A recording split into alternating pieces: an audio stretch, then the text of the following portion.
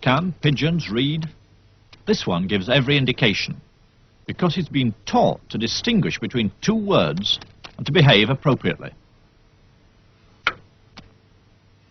He's learned his different response to each sign by being rewarded with food. So the bird isn't acting independently. Its behavior is shaped by controlling its environment.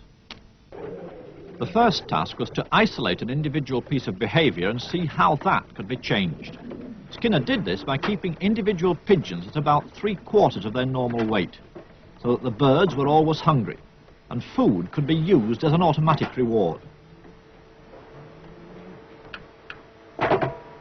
The pigeon was studied in a uniform box, one it quickly grew used to.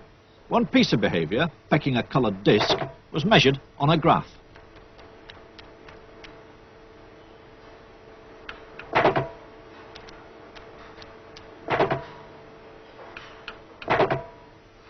The pigeon learned that pecking the disc produced a reward.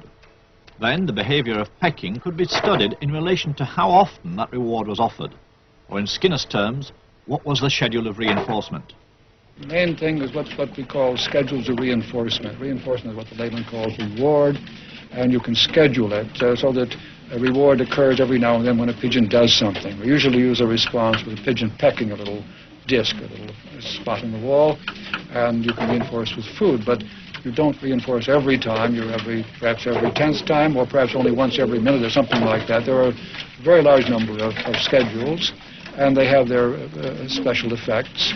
And there is a good example of how you can move from the pigeon to the human case, because one of the schedules which is very effective with rats or pigeons is what we call the variable ratio schedule, and that is at the heart of all gambling devices, and has the same effect. The pigeon can become a pathological gambler just as a person can.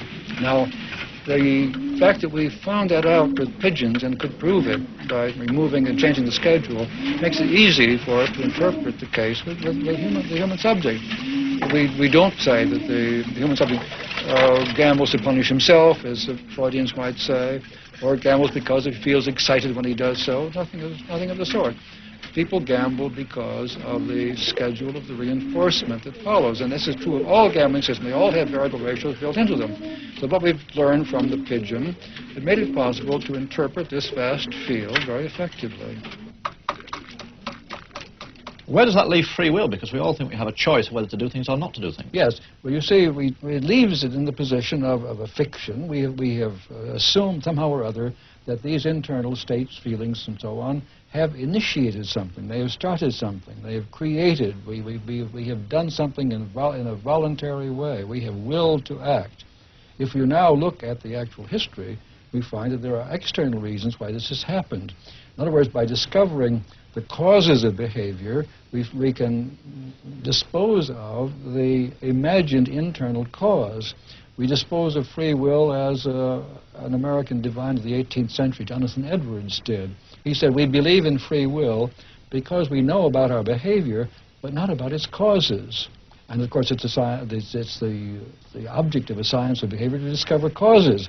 And once you have found those causes, there is less you need to attribute to an internal act of will, and eventually, I think, we need to attribute nothing to it.